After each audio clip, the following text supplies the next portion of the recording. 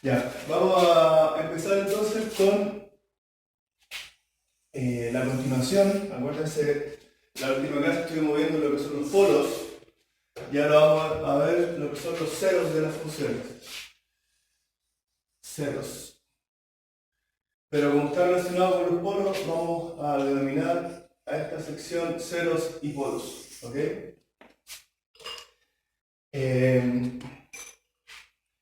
Voy a buscar un lápiz. Ya. Ceros y polos. Entonces, supongamos que tenemos una función f de z que es analítica en z0. Déjenme verificar, claro. Analítica en z0. Y que además cumple con esta condición. Cumple con f evaluada en z0 es igual a 0. Es decir, la función tiene un 0 en el punto z0. ¿Ya? Supongamos además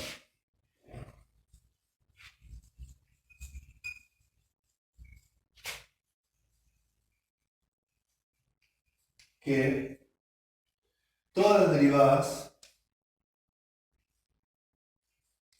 hasta orden m-1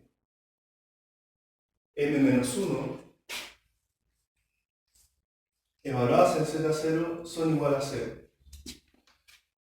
Esto para n menor que m. Y que cuando llegamos a la enésima derivada, la derivada es distinta de 0.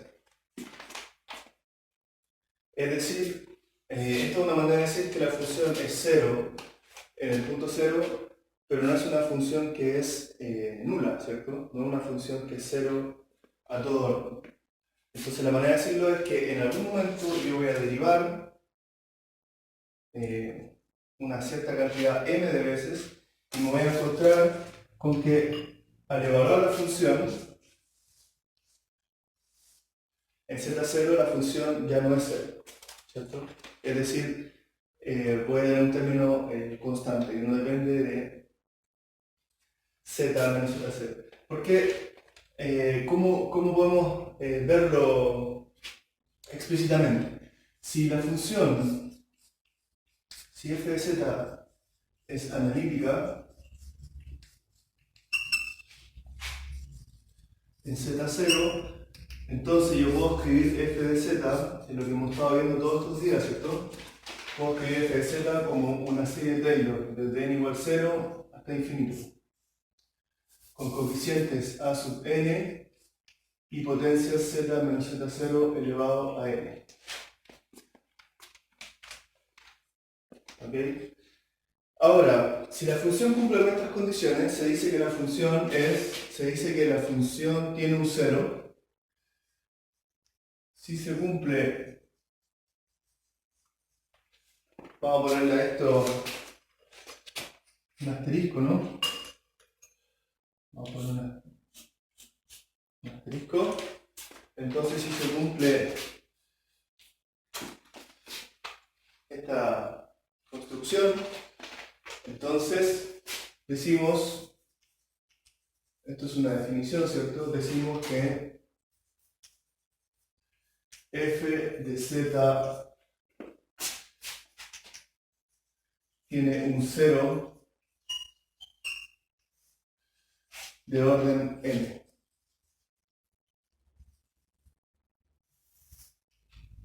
Esa es la definición que vamos a ocupar, ¿cierto? Entonces vamos viendo qué forma tiene esta función.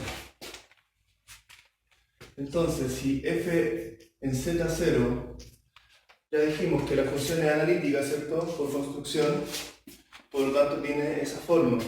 Sin embargo, si f en z0 es igual a 0,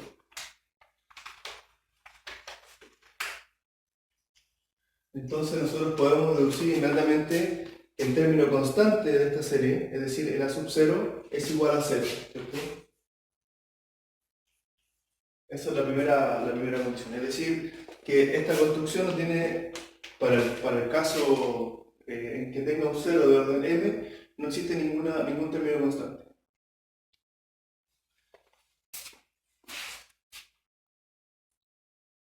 Entonces, fíjense que si yo derivo la función m veces, recién ahí deja de ser 0 cuando la evalúo en z0.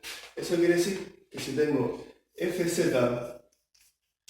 escrito desde n igual 1, ¿cierto? Esto es importante, este 1, porque acabo de decir que el primer término de la serie es igual a 0. Entonces parte de la serie desde n igual 1 hasta infinito de a sub n z menos z0 a la n. Entonces si voy derivando esto, f1, y evalúo en z0, tengo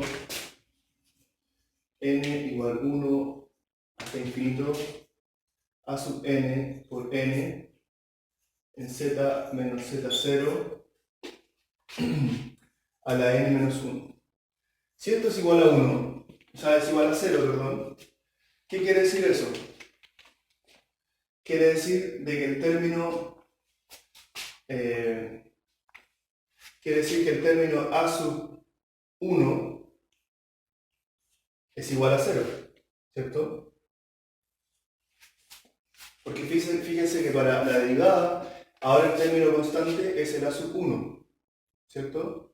Cuando yo hago n menos 1, a partir de n, me va a dar potencia igual a 0, por lo tanto este término no va a existir, el primer término, esto va a ser igual a 1, y me va a quedar una serie que va a comenzar desde a sub 1. Entonces si yo pongo de que la primera derivada evaluada en z0 también es 0, eso me implica inmediatamente de que a sub 1 es igual a 0. Entonces así sucesivamente, si fl evaluado en z0 es igual a 0, incluso acá podríamos poner sí solo sí, ¿cierto? Una doble implicancia. Entonces eso implica que a sub l es igual a 0. En cambio, si llega un momento m en el que al evaluar la función me da algo que es distinto a 0, entonces sí solo sí eso implica que a sub m es distinto a 0. ¿Cierto? Que el enésimo coeficiente de esta serie, por fin, me da un término distinto a 0. Es decir, que la serie comienza con un z menos z0 elevado a n, ¿cierto? Por ese motivo es que yo puedo escribir f de z si, esto es una conclusión, ¿cierto? Vamos a ser un poco más explícitos. Entonces, si f de z tiene un 0 de orden m en z0, entonces yo voy a poder escribir f de z como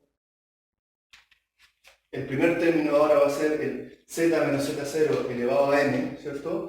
Por lo tanto yo voy a poder escribir esto como una serie desde n, ¿qué me conviene? Desde n igual 0 hasta infinito de a sub m más n por z menos z0 elevado a m factorizado.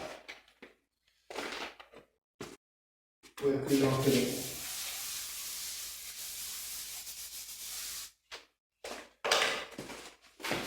Entonces el f de z es igual a la suma.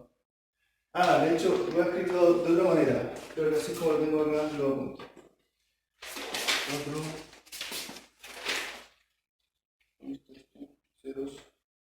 Claro. Fíjense que como el término más pequeño de esta serie es de orden m, yo voy a poder de alguna manera factorizar por z menos z0 a la m por una serie que va desde n igual 0 hasta infinito de a sub m más n por z menos z0 elevado a n, ¿cierto? Es decir, que yo conservo este subíndice de acá, le mantengo el nombre al a sub n, no he hecho una redefinición de la sub n, pero comienzo la serie desde el a sub m, desde el a sub n, ¿cierto? Que importante, ¿sí? Es distinto de 0, ¿sí? El último z menos z0 está elevado a algo, es que justo sacaba la pantalla A n. A n. ¿Por qué lo escribo de esta manera? Bueno, por dos motivos. Una, porque puedo escribirlo de esta manera, entonces me queda conveniente esta factorización. Y por otro lado, acá me aparece esto que no se veía, es una serie de Taylor, ¿ok? Cuyo primer término es distinto de 0, ¿cierto? Porque dijimos que la sub m es distinto de 0. Entonces fíjense que acá me queda una función que es analítica en z sub 0 y que además es distinta de 0 en z sub 0. Eso es súper importante. ¿Por qué estamos viendo esto? Puede ser un poquito rebuscador, pero la importancia viene de esto. Los ceros y los polos están completamente relacionados. Hay una relación directa entre los ceros y los polos. Entonces, eso nos va a ayudar a encontrar los residuos, ¿cierto? Y esa es como la aplicación más práctica. Pero también nos va a permitir entender asuntos relacionados con la singularidad. Entonces, estamos acá, ¿cierto? Como esto es una serie de Taylor, ¿cierto? Con primer término igual distinto a 0, primer coeficiente distinto a 0, entonces podemos escribir conclusión: si f de z tiene un 0 de orden m, entonces f de z la podemos escribir como una potencia elevado a m, z menos z0 elevado a n, por una función que le vamos a llamar genéricamente g de z. ¿Y qué características tiene? Esto es importante. Esta es la factorización que más nos conviene. Es similar, vamos a recordar ahora lo que vimos en la clase pasada, donde g evaluado en z sub 0, importante propiedad. Primero, g de z es analítica en z sub 0. ¿Por qué puedo decir que es analítica en z sub 0? Bueno, porque esto es una serie de Taylor, ¿cierto? Es una serie de Taylor, digamos, con todas sus propiedades en torno a z0. Entonces eso me asegura que la función es analítica en z0. No tiene ningún término de potencia negativa. Entonces, donde gz es analítica en z0 y, importante, g evaluada en z0 es distinta de 0. Entonces esto, si ustedes quieren, es lo que uno debería, si a uno le gusta memorizarse fórmulas, esta es prácticamente, uno lo podría tomar como la definición de una función con un cero de orden n, ¿cierto? Obviamente n un número positivo, puede ser, sí. Entonces, si yo puedo escribir de esa manera la función f de z, decimos que la función f de z tiene un cero de orden n.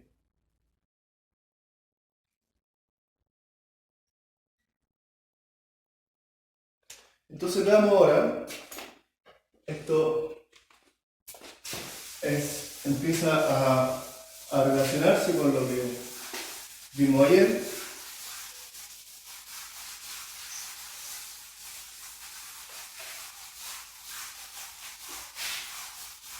Entonces veamos ahora la relación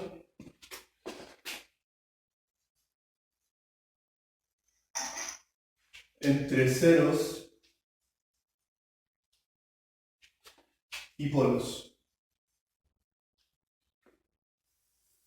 Creo que no me salté nada acá. No, esto ya está listo. Recordatorio de ayer. Recordemos lo siguiente. Esto lo vimos ayer. Sí, claro. Si P de Z partido por Q de Z tiene un polo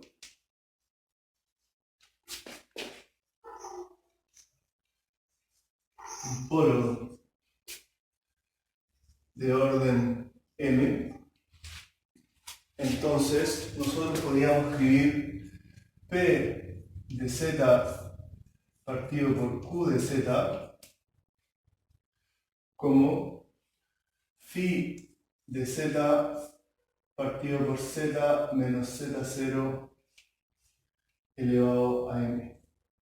Fíjense que hay una correspondencia, ¿cierto? Este M era la potencia mayor de la serie de Laurent, de la serie de potencias negativas de Laurent, ¿cierto? En cambio, este es la potencia menor. Es un detalle interesante. No es propiamente lo más intuitivo. Quiere decir que esta serie puede tener términos mayores. En cambio, esta serie, la negativa, correspondiente a esta función, se trunca en M para las potencias negativas. Bueno, ¿y qué propiedades tiene este phi? Con phi en Z0 distinto de Z. Y phi de Z una función analítica. Eso es lo que vimos ayer. Entonces vemos ahora que estas dos cosas tienen que estar relacionadas, ¿cierto? Esta manera de poder escribir esto, ¿cierto? Con ese phi, esa propiedad del phi, de alguna manera tiene que relacionarse con esto. Con esa manera de escribir la función f de z, los ceros y los polos. Entonces, vamos viendo cuál es esta relación. Si P de z partido por Q de z tiene un polo de orden m, entonces dijimos que esto implica, lo acabo de escribir acá abajo, ¿cierto? Que P de z partido por Q de z es igual a phi de z partido por z menos z0 a la n. Con las propiedades de phi, que es analítica en z, en z0 y además es distinta a 0 en z0. No se anula. Entonces fíjense que con esas propiedades del phi, yo puedo sin ningún problema escribir que Q de z, bueno, acá quizás nos faltó decir que el P de z, no, pero es evidente. Para que esta función, ¿cierto?, podamos decir que tiene un polo de orden m, evidentemente el P de z tiene que ser también una función analítica y distinta a 0 en z0. ¿Okay? Eso es parte, está contenido en esto, en esta afirmación. Y tiene un polo de orden m, el numerador necesariamente tiene que ser una función analítica, si no, no tendría, es lo que le decía en la otra clase, si no estaríamos hablando de un 0 partido por 0.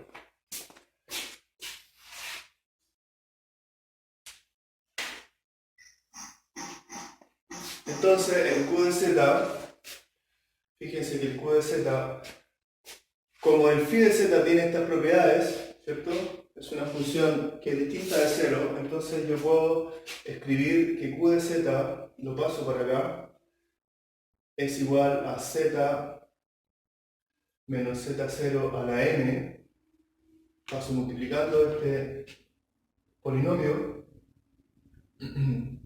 y al lado y me queda p de z partido por phi de z.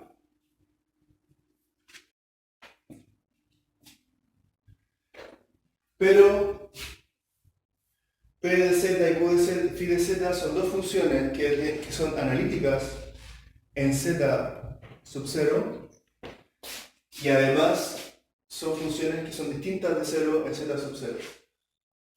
Eso quiere decir que esto es una función que le vamos a llamar g de z, una función g de z que tiene las propiedades de ser distinta de 0 en 0 y además de ser analítica. Tiene esas dos propiedades. Entonces fíjense que yo logré escribir q de z igual a z menos z0 a la n por g de z, donde g de z tiene estas propiedades. Es decir, si esta función tiene un polo de orden m, entonces la función q de z tiene un 0 de orden m.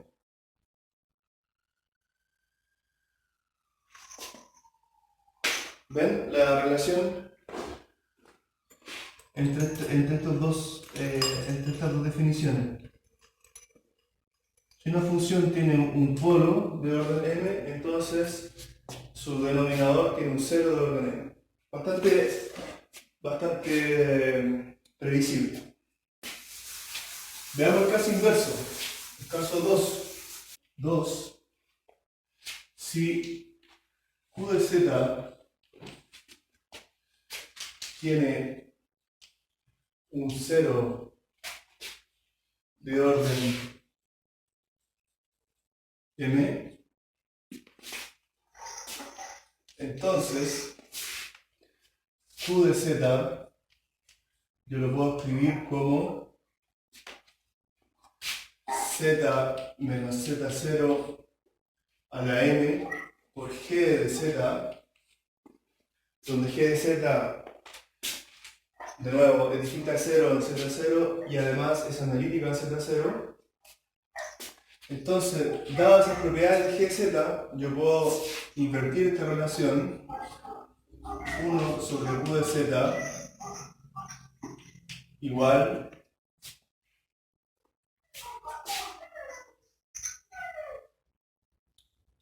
uno sobre z menos z0 a la n por g de z, ¿cierto?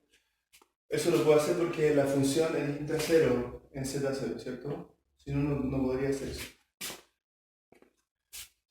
Entonces, como g de z es analítica en z0 y es distinta a 0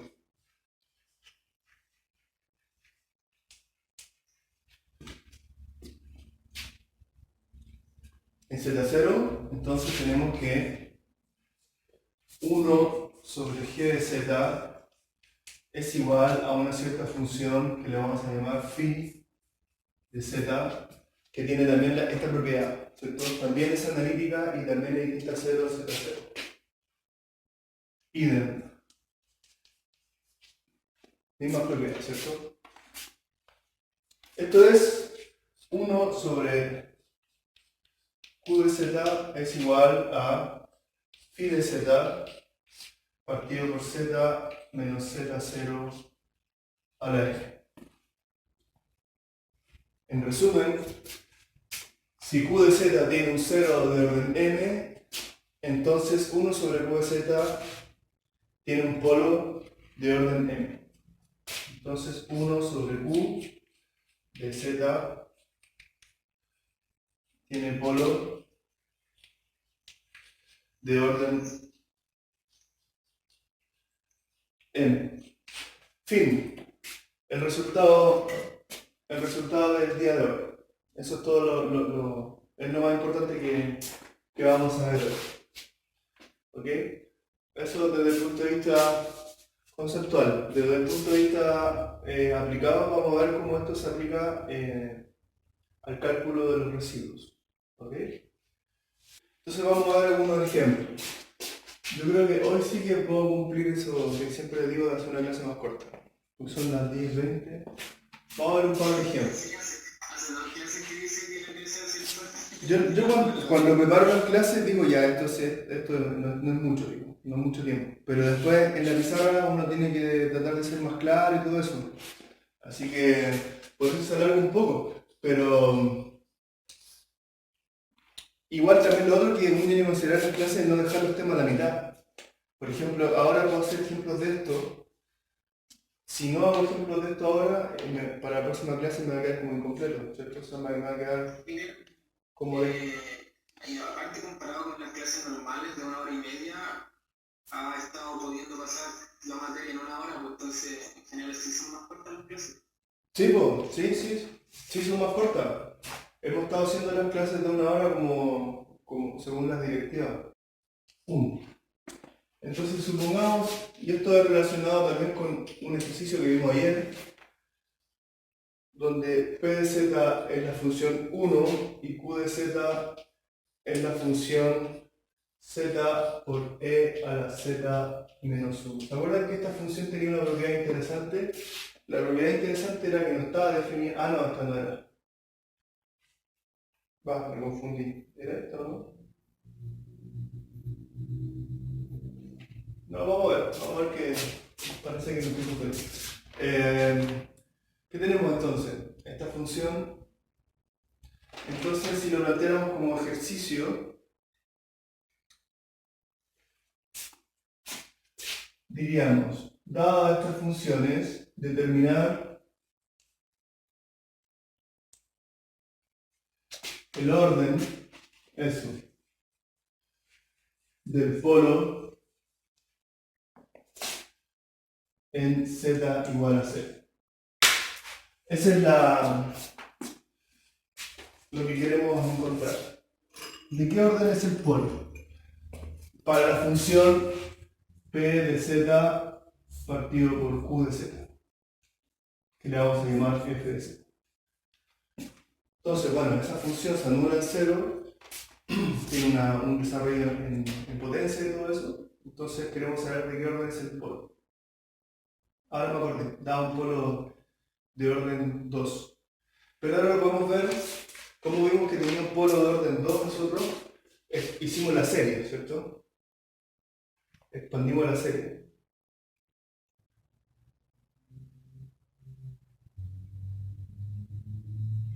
Si mal no recuerdo.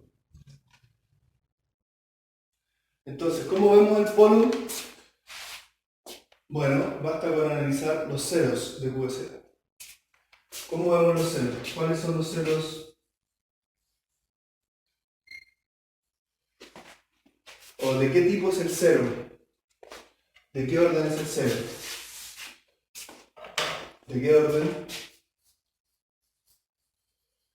¿De qué orden es el cero? Z igual a 0 para Q de Z. ¿Cierto? Entonces, por los teoremas que acabamos de ver, eso nos va a decir el orden del polo.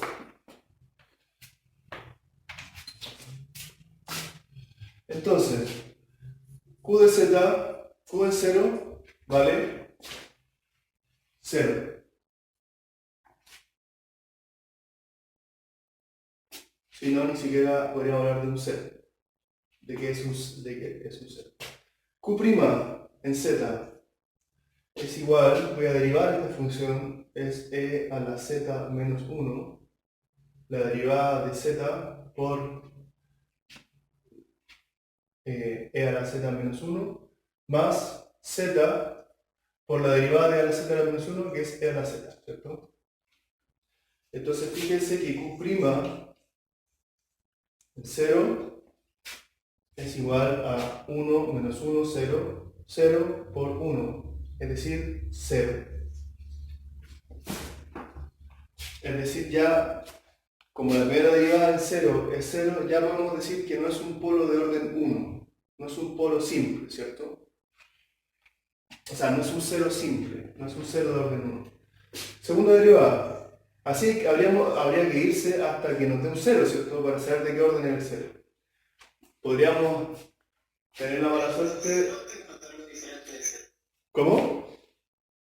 Cuando sea distinto de 0. Hasta que nos dé un 0 o algo diferente de 0. Algo diferente de 0, bien dicho, sí. Cuando nos dé algo diferente de 0. Segunda derivada.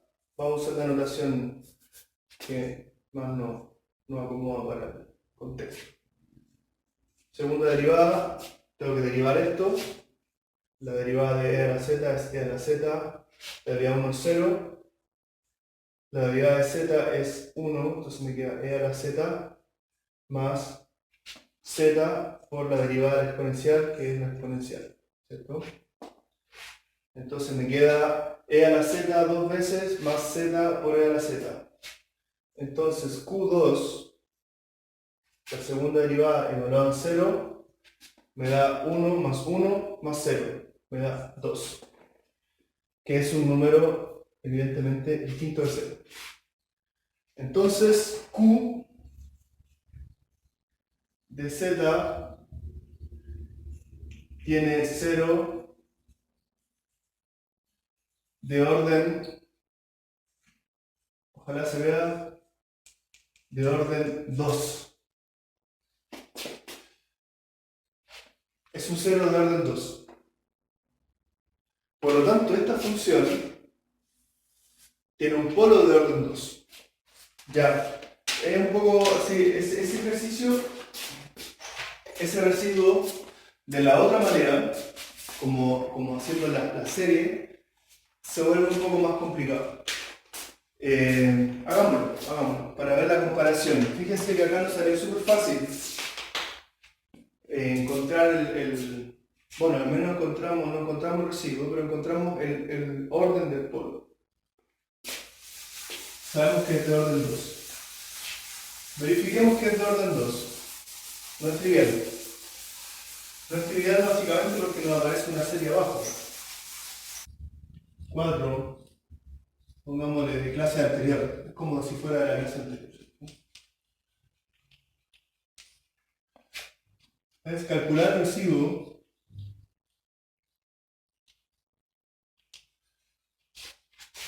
en z igual a 0 de esta función que está allá, f de z. F de z igual 1 partido por z por e a la z menos 1.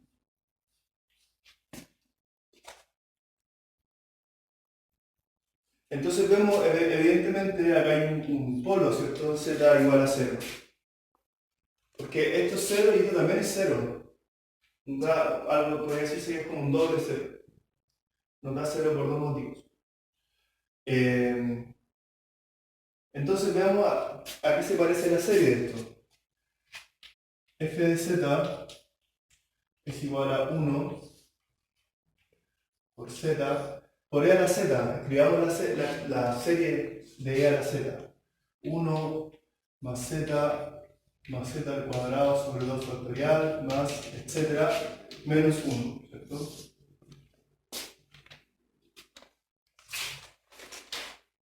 Entonces este se va con este y nos queda 1 partido por z al cuadrado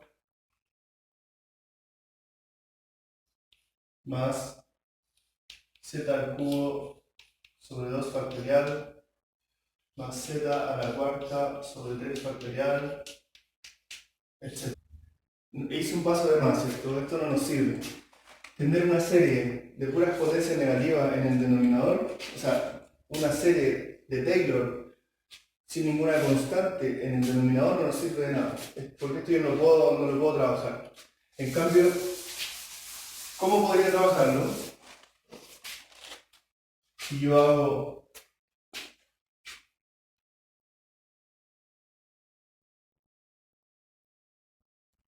Claro. Bueno, en realidad no estaba de más hacer el paso previo. Z al cuadrado más Z al cubo sobre 2 factorial más Z a la cuarta sobre 3 factorial, etcétera, ¿cierto? Entonces, el truco que vamos a dar es un truco más o menos estándar, ¿cierto? Que ya lo ocupamos cuando expandimos series, que fue factorizar por Z al cuadrado. ¿Por qué voy a factorizar por Z al cuadrado? Me queda Z al cuadrado 1 más Z sobre 2 factorial más Z al cuadrado sobre 3 factorial, etc. Porque al factorizar por Z al cuadrado me va a quedar acá ese término constante. Entonces yo voy a poder decir que esta serie es de la forma 1 más x, ¿cierto? Que al menos esta parte de la serie, de la función tiene esta forma: 1 menos x igual 1 más x al cuadrado, etc. ¿Cierto? Vamos a ocupar este. ¿Por qué puedo hacer eso? Yo no conozco el radio de convergencia de esto, ¿cierto? Porque tendría que, para hacer el radio de convergencia de esto, acá yo sé que esto es válido cuando x es menor que 1, ¿cierto? Entonces lo que me quedaría acá sería una serie infinita, y esa serie infinita tiene que ser menor que 1. No sé si me explico. Olvídense del z al cuadrado de acá. Piensen solamente en esto, y a esto pongamos el nombre de x. Entonces, más o menos x, ¿cierto? Entonces yo puedo ocupar esta fórmula acá, expandir esta parte de la serie, y yo sé que eso va a ser válido cuando toda esta parte de acá, toda esta serie infinita, sea menor que 1. Eso no es trivial de decir cuál es el rango de validez de eso. Lo que sí puedo estar seguro es de que en torno a z igual a 0, eso tiene un rango de validez distinto de 0. Es decir, tiene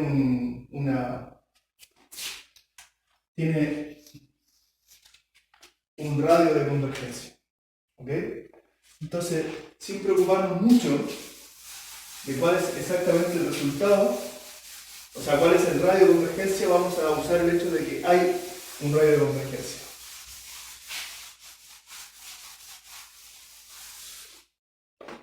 Entonces, tengo f de z, continúo acá, 1 sobre z al cuadrado, por 1 partido por 1 más todo eso. Entonces me va a quedar 1 menos x, que es z partido por 2 factorial más z al cuadrado partido por 3 factorial, etc. Más, esto es infinito, esta es la serie infinita, más esta serie al cuadrado, es decir, z sobre 2 factorial más z al cuadrado sobre 3 factorial más infinitos términos al cuadrado, menos infinitos términos al cubo. Esto es una locura, ¿no? Estoy elevando al cuadrado, estoy haciendo una serie de una serie. O sea, estoy haciendo una serie donde cada término es una serie. Es una locura, pero nosotros no estamos buscando un resultado exacto. Acá este z está al cuadrado, ¿no? Lo que estamos buscando es un residuo. Entonces, tenemos que ser lo suficientemente osados para encontrar el residuo pasando por quizás cosas que no conocemos, ¿cierto? Cuyo resultado no conocemos. Entonces acá me queda 1 sobre z al cuadrado. Voy a meter para adentro el z al cuadrado.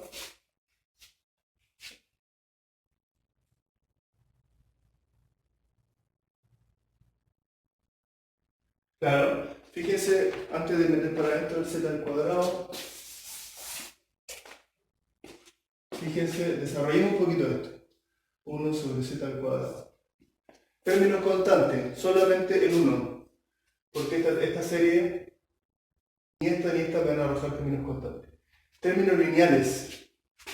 Acá hay un término lineal. Menos z sobre 2 factorial. Términos cuadráticos. Tengo este más 1 partido por 3 factorial más el término cuadrático que va a venir de acá, ¿cierto? El cuadrado de esto. Es decir, 1 partido por 2 factorial al cuadrado. ¿Cierto? Este término acá. Y este va a ser el término cuadrático. Después no van a haber más. El próximo término de acá va a ser cúbico. El término más pequeño del término siguiente va a ser cúbico. Por lo tanto, este es el último cuadrático. Y después acá me queda algo complicado, ¿cierto? Cúbico. Y así sucesivamente, ¿cierto? Voy a construir ahora una nueva serie, ¿cierto? Pero lo que sí sé es que los primeros 3 términos son estos. Eso sí lo sé. Entonces ahora sí puedo dividir todo lo que está dentro del paréntesis, de este paréntesis grande acá. Lo puedo dividir por z al cuadrado y me queda 1 sobre z al cuadrado menos 1 sobre z al cuadrado 2 factorial. ¿Ese sería 1 sobre z nomás? 1 sobre z. Sí, y de hecho es importante porque este es el residuo, ¿cierto? Esto es lo que estamos buscando. Y el término siguiente que es constante. 1 porque z cuadrado sobre z cuadrado, 1 sobre t factorial más 1 sobre 2 factorial al cuadrado. Se raro escrito así, pongamos simplemente 4, etc. Más algo acá que va a ser lineal ahora. Z al cubo partido por z al cuadrado. Y así la serie va creciendo. Lo que nos interesa es este término acá. ¿Cierto? Entonces tenemos que el residuo de f de z en z igual a 0 es igual a menos un medio. Que es lo que tengo acá. ¿Ok?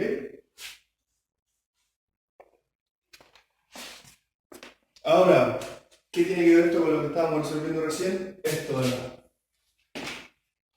Que nosotros, mediante el otro método, encontramos que el polo era de orden 2, ¿cierto?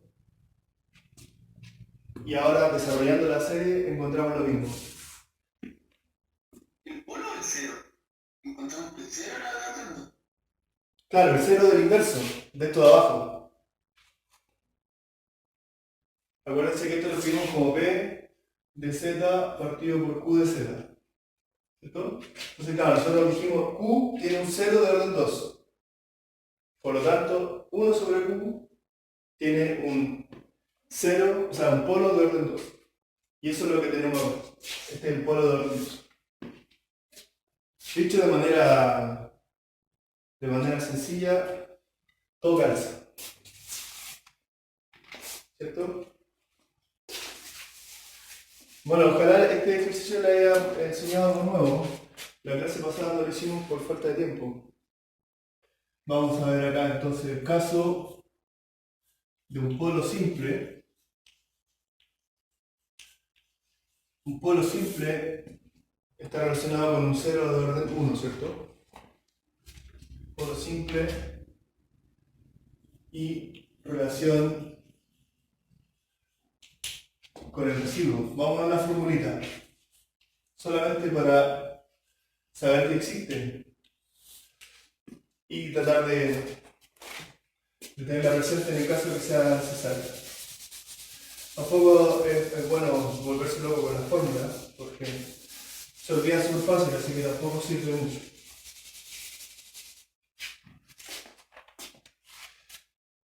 Ya, entonces supongamos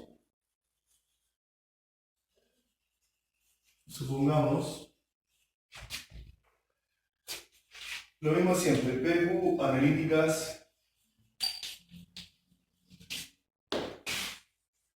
en Z0 y además P en Z0 distinta de 0, pero Q en Z0 igual a 0. Es decir, tenemos un 0, pero este 0 es de orden 1. Q' en Z0 distinta de 0. ¿Cierto? Tenemos un 0 de orden 0 en el denominador, es decir, tenemos un polo simple en la función P sobre Q. Dicho de otra manera, esto es P Z sobre Q de Z tiene polo simple, por lo que vimos anteriormente, ¿cierto? Entonces, así como si nada, el residuo de P de Z partido por Q de Z en Z igual Z0 es igual a P en Z0 partido por Q' en Z0. Una fórmula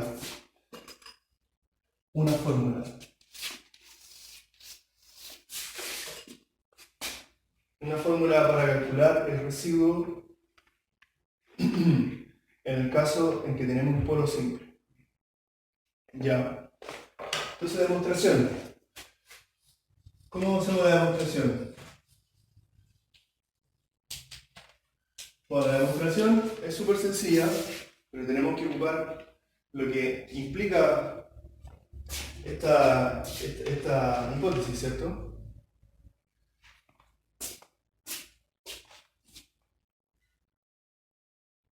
Entonces, pongamos que P como Z0, 0 de orden 1 de Q de Z, ¿cierto? Entonces yo puedo escribir Q de Z como Z menos Z0 elevado a 1 por G de Z, donde G en Z0 es distinta de 0, y además G de Z es analítica. Entonces, tenemos que P de Z partido por Q de Z es igual a P de Z partido por Z menos Z0 por G de Z, ¿cierto? G de Z. Entonces, yo tengo 1 partido por Z menos Z0 por una función acá, que yo le voy a llamar, igual como la hemos llamado en otras ocasiones, hoy día mismo, phi de Z, ¿cierto? Phi de Z es una función que en Z0 está bien definida y es distinta de 0, ¿cierto? Porque tanto P como G son distintas de 0 en Z0. Entonces tengo que phi en Z0 es distinta de 0.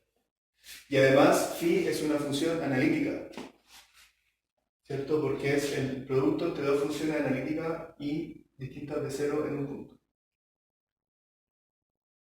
Bueno, entonces, este era mi f de z, ¿cierto? Entonces ya vimos un teorema que nos dice que el residuo, ¿cierto? Espero se acuerden, de phi de z partido por z menos z0 en z igual z0. ¿Cuánto era eso? Acá lo escribo de nuevo. Donde phi de z es distinta a 0 en z0 y además analítica. Pero mira, piensen un poco. Si yo tengo esta función de acá, phi de z es una función analítica y distinta a 0, tiene todas las buenas propiedades, entonces yo la puedo expandir, ¿cierto? Como una serie Taylor, solamente con potencias positivas. Como es distinta a 0, va a tener un término constante, ¿cierto? Entonces cuando yo divida esa serie del phi, la divida por z menos z0, ¿cuál va a ser el residuo?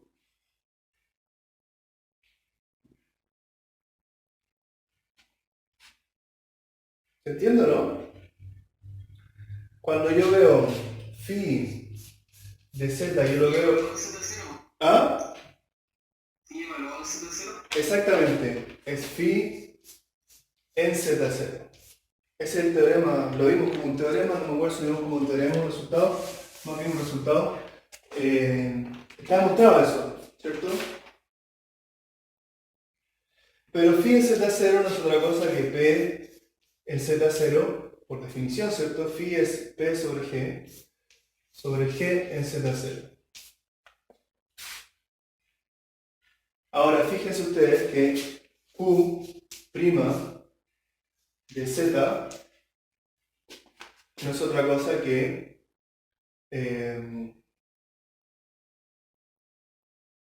esto me da, la derivada de esto es 1 g de z más esto z menos z0 por g. Esa es la derivada de q', ¿cierto? Entonces q' evaluada en z0, este término se va a ir y me va a quedar g en z0. Entonces fíjense que este g en z0 no es otra cosa que q' en z0. Entonces el residuo, voy a escribirlo acá, el residuo es p en z0 partido por q' en z0, que es lo que queríamos demostrar.